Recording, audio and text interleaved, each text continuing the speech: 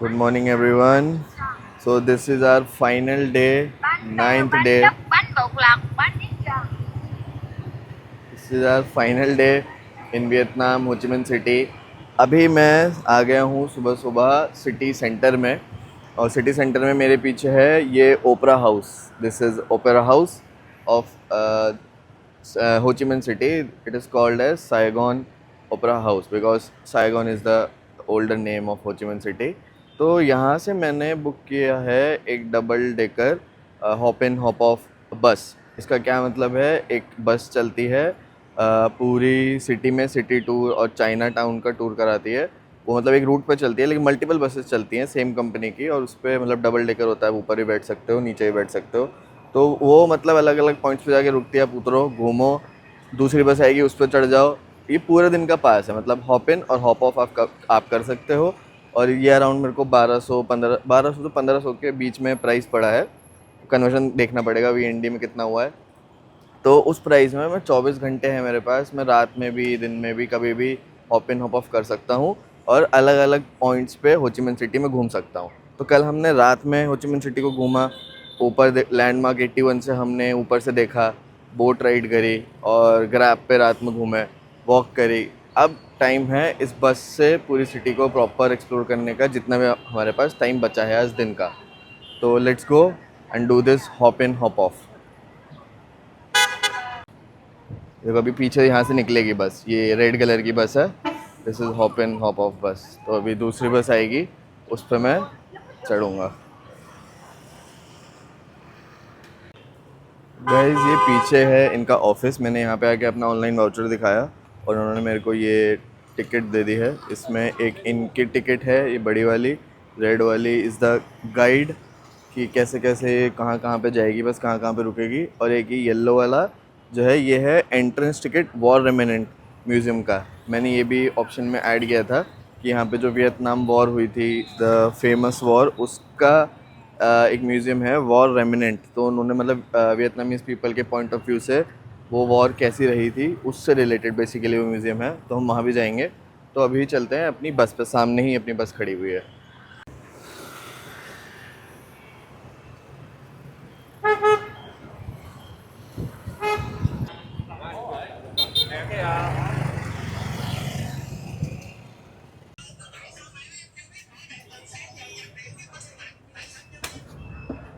बैठेंगे ऊपर, अभी तो खाली है. ओके, थोड़ा सा आगे बैठते हैं. किधर बैठना चाहिए? इधर ठीक है. So this is the opera house. एकदम सिटी सेंटर है हो ची मिन सिटी का. तो ये मैप दिया है, और इसमें देखो पूरा हो ची मिन सिटी का जो इनका टूर है उसको उन्होंने मैप करके दिया है. तो इसमें अलग अलग टाइम भी लिखे हैं, चाइना टाउन का क्या टाइम है और सिटी टूर का क्या टाइमिंग्स हैं, कौन कौन से स्टॉप से बसेस चलेंगी. तो मेरा ये है साइगॉन ओपरा हाउस स्टार्ट पॉइंट. यहाँ से ये किस किस टाइम पे बसेस हैं, देखो कितनी सारी बसेस हैं. और फिर ये कहाँ कहाँ जाएंगी सब लिखा हुआ है. हिस्ट्री म्यूज़ियम जाएंगी, वॉर रेमिनेंट जाएंगी, और इन सब पॉइंट से दोबारा ये बसेस मेरे को मिल भी जाएंगी. तो अगर देखा जाए तो आधे घंटे के गैप पे बसेस हैं. तो बढ़िया है. और इन्होंने पूरा रूट मैप करके दिया है. रेड कलर में है सिटी टूर, ये पूरा सिटी टूर का रूट है कि इस रूट पे बस चलती रहेगी. देन मैं इससे बीच में कहीं पे उतर के चाइना टाउन वाला टूर भी कर सकता हूँ, क्योंकि मेरी टिकट में वो भी इंक्लूडेड है. फिर मैं अगर चाइना टाउन वाला टूर ले लूँगा तो ये ब्लू वाले रूट पे घुमाएगी पूरा. तो ये पूरा हम लोग घूम सकते हैं, हर पॉइंट पे उतर सकते हैं. यहाँ सारे पॉइंट्स लिखे हुए हैं. ये भी जाएगी वॉर रेमिनेंट पे जहाँ हमको जाना है. टेम्पल ऑफ 10,000 बुद्धाज, सब सब जा सकते हैं. बिन थे मार्केट, यहाँ हम गए थे कल. तो मतलब थोड़ा रूट इसका बीच में कहीं पे, यहाँ कुछ जगहों पे कॉमन है, उसके बाद ये अलग है. तो ये पूरा एरिया आज एक्सप्लोर करते हैं. ये इस पे देखो इनके प्राइजेस लिखे हैं नाइट टूर और डे टूर के. 4 आवर का, 1 डे वैलिडिटी का. 1 डे वैलिडिटी में आपका central line and China town दोनों इंक्लूडेड है। ये मेरा है और ये है 1 डे प्रीमियम। इसमें one round night tour included है एक्स्ट्रा, बस इसमें ये डिफरेंस है। और ये 2 डे है, 2 डे में सब कुछ इंक्लूडेड है, नाइट टूर भी। तो मैंने देखा ये जो है 480 मतलब 4,80,000 VND और $21। तो ये अराउंड यहाँ पे पड़ रहा है 1700-1800 के आसपास। और मैंने जो ऑनलाइन बुक किया है वो मेरे को पड़ा है 1300। तो ऑनलाइन बुकिंग करना इज़ बेटर। यहाँ पे इन्होंने दिया भी है, ये देखो क्लूक लिखा है ना, ये Klook app is the best one. यहाँ से मैं सारी चीज़ मैंने इधर इधर से ही बुक करी, तो मेरे को प्राइस बहुत सही पड़ा। So say hi. What is your name? Hello, India. Hello India from Vietnam. We love you. We love you. This is we love you. Oh, we love you. Cut. Cut.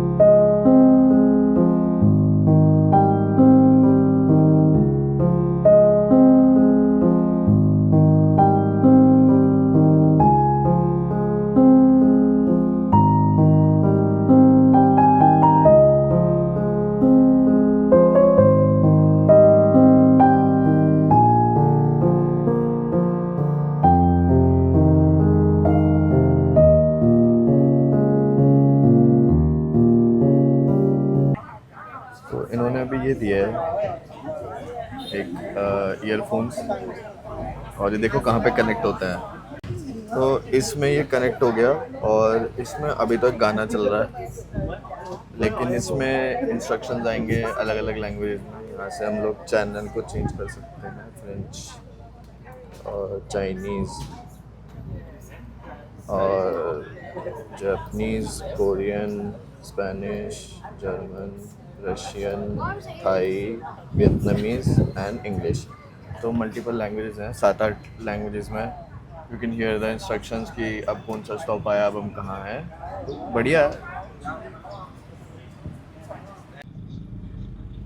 अभी इन्होंने ये दिया है क्योंकि धूप हो रही है, धूप से बचने के लिए वियतनामीज़ कैप उड़ जाएगी भाई। ये बढ़िया है। तो मैं उतर गया यहाँ पे, war museum, war remnant museum मेरे पीछे है। और अभी इसके अंदर चलते हैं और घूमते हैं, आप लोगों को भी घुमाता हूँ। घूमो आप लोग मेरे साथ और देखो वियतनाम वॉर रेमिनेंट म्यूज़ियम।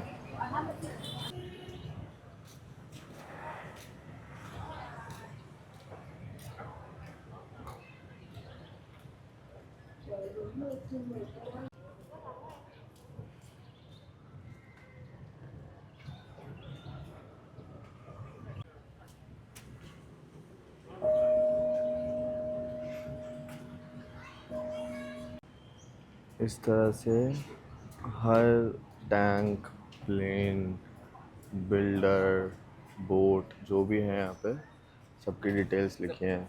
ये बुलडोज़र है and they were used in large scale ground clearance project, raising forests, orchids, cemeteries to the ground, transforming large areas into no man's land. US Army had 1417 bulldozers in Vietnam by July 1969.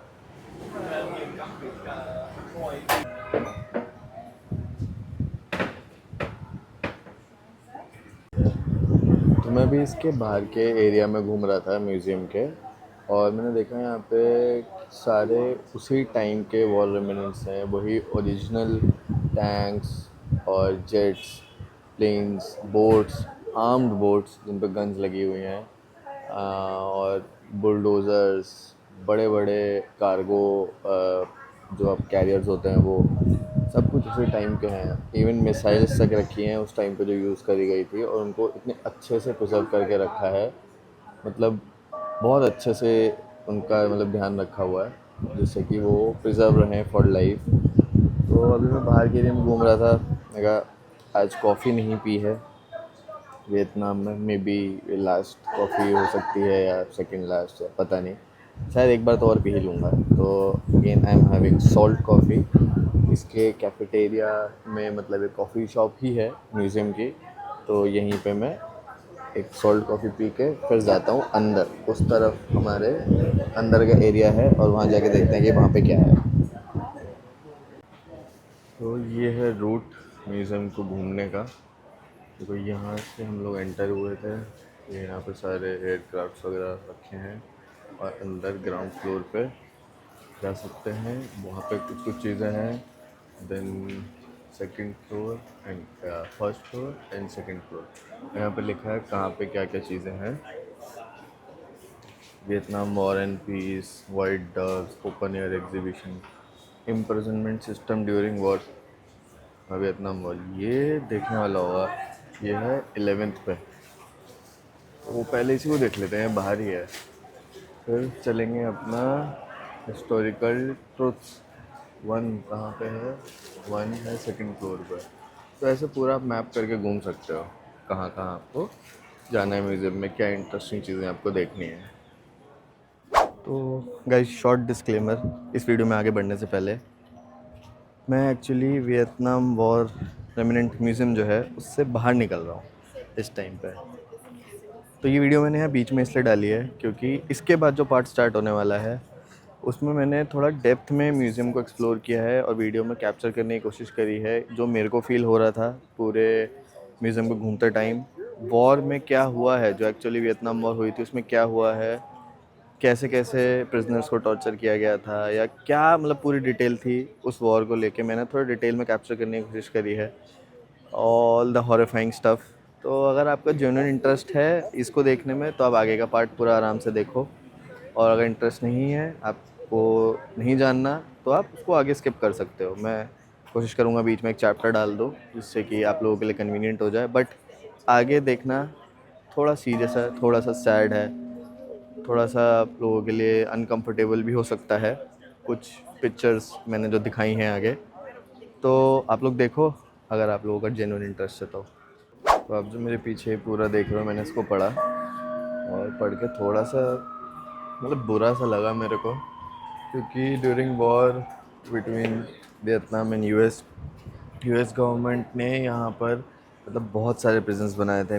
8 main prison, central prison, then multiple interrogation centre, और 115 district prisons and torture areas, ऐसे करके इन्होंने बहुत कुछ यहाँ बनाया था to imprisonment और the imprisonment of the war prisoners. और उस टाइम पे इन्होंने जो टॉर्चर एरियाज बनाए थे, तो उस टाइम पे प्रिजनर्स की कमी होने लगी, मतलब बढ़ने लगे थे, प्रिजनर्स बहुत बढ़ने लगे थे इन सारे जेल्स में।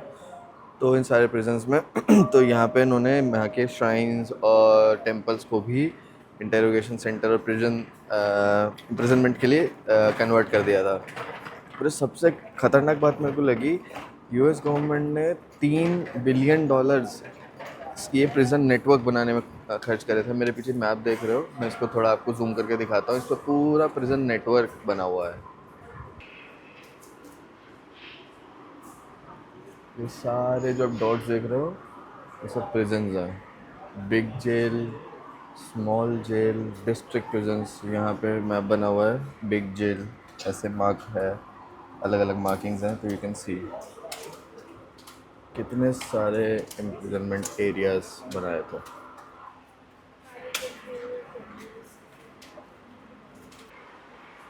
ये उस टाइम की इमेज है करेक्शन सेंटर की। अब ये क्या ही बोलें इसके बारे में। torture of prisoner at Ten Gap prison.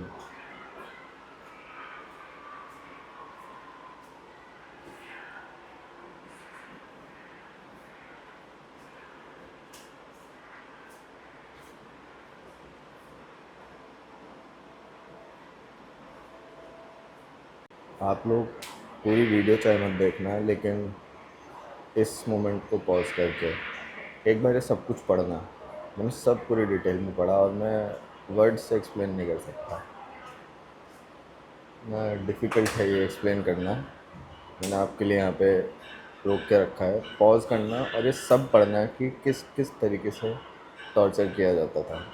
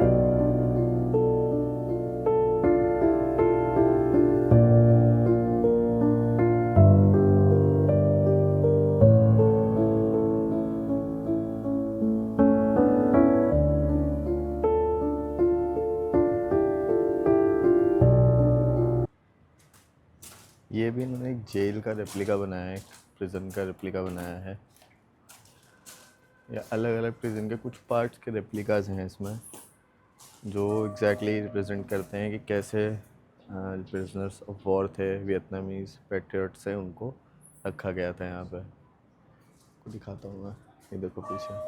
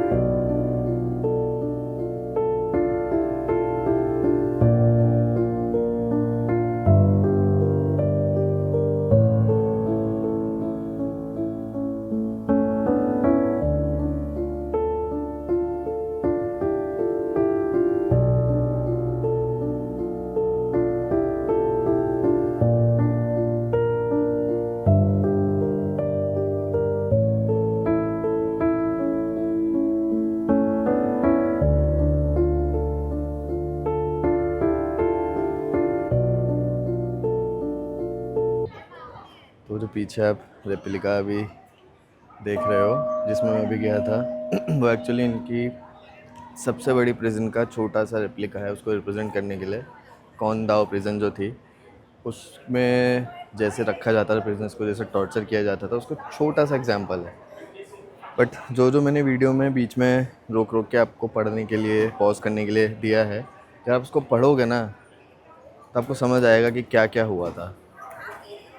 और इसकी एग्जैक्ट हिस्ट्री, टाइमलाइन वॉर की मैं भी एक्सप्लेन करूँगा आप लोगों को। एक बार पूरा म्यूज़ियम आप घूम लो मेरे साथ।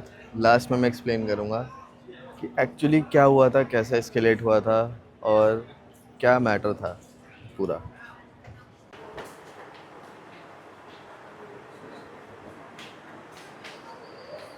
इस तरह से ये लोग सप्लाई करते थे अपने ammunitions, reinforcement, food and supplies, medical supplies और सब कुछ। तो जो मेन मेकोंग डेल्टा एरिया है जहाँ पे अभी लोग घूमने भी जाते हैं, मेकोंग डेल्टा टूर होता है होचिमिन सिटी से, वो मेन बैटलफील्ड था ड्यूरिंग 1965, बिफोर 1965, मतलब वॉर के बीच में ही। और ये लोग इस तरह से बफलोज पे, स्मॉल बोट्स पे, बिग वेसल्स पे और इस तरह से सप्लाई करते थे आर्म्स एंड एम्यूनेशन नॉर्थ से साउथ लड़ाई लड़ने के लिए। मैंग्रोव फॉरेस्ट से ऐसे ये लोग सप्लाई करते थे। This is the original picture and this is the representation. ये उस टाइम की बोट जिस पर सारा आर्म्स एम्यूनेशन लेके वो लोग आते थे, इस टाइप के जंगल में से, इसी रिवर के बीच में से। कितना ख़तरनाक रहता होगा उस टाइम पे ये सब। कितना अच्छा रिप्रेजेंटेशन बनाया है उस टाइम का।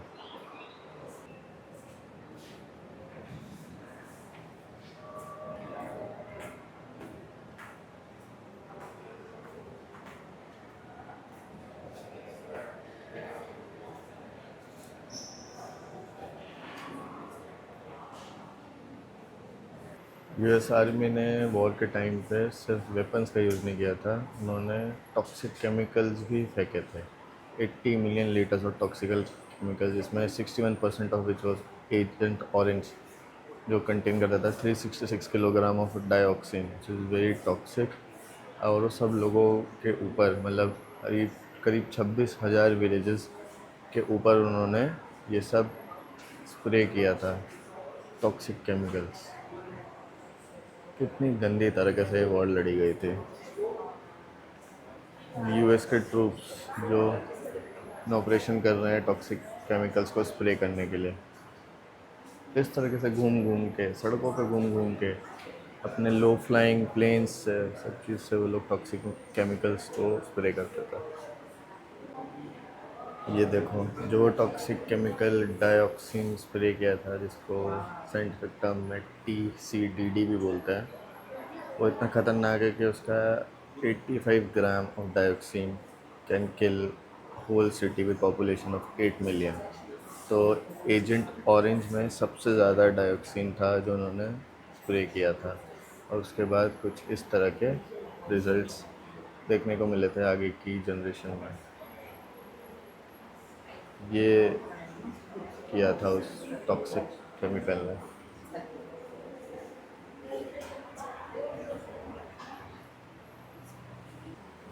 एजेंट ऑरेंज का victim.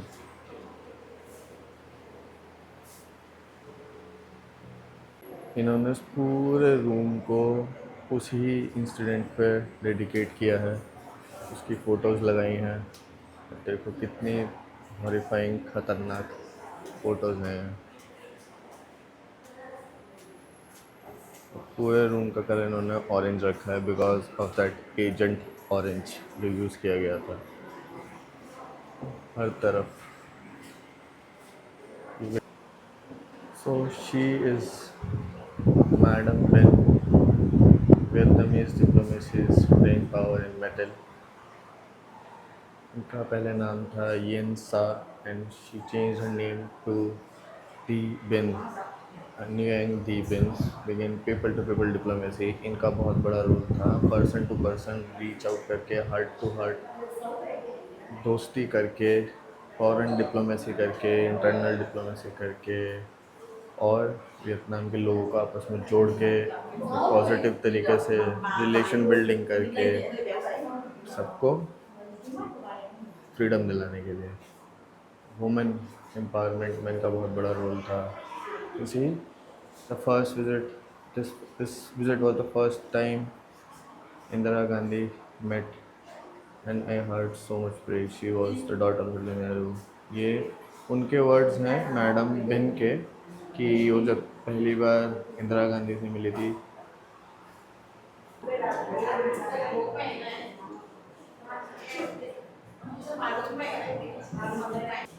So the message is live like हर।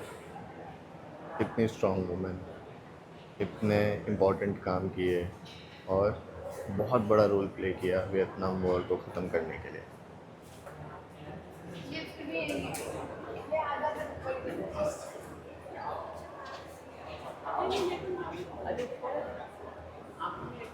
पे एक वॉल है जिस पे लोगों ने हैंड रिटन नोट्स लगाए हैं जो यहाँ पे म्यूज़ियम में घूमने के लिए आए हैं। और आप ये वॉल देखो ज़रा कितनी बड़ी है। लोगों ने बहुत कुछ लिखा है कि यहाँ पे आके उनको जो फील हुआ है, पॉजिटिव बातें हैं, एवरीथिंग। कितने नोट्स लगे हैं, किस तरीके से ये चीज़ इन्होंने बनाई हुई है कि पीछे एक इनके जो फॉरेस्ट है उसका बैकग्राउंड है और उस पर ये लीव शेप्ड नोट्स आप लगा सकते हो।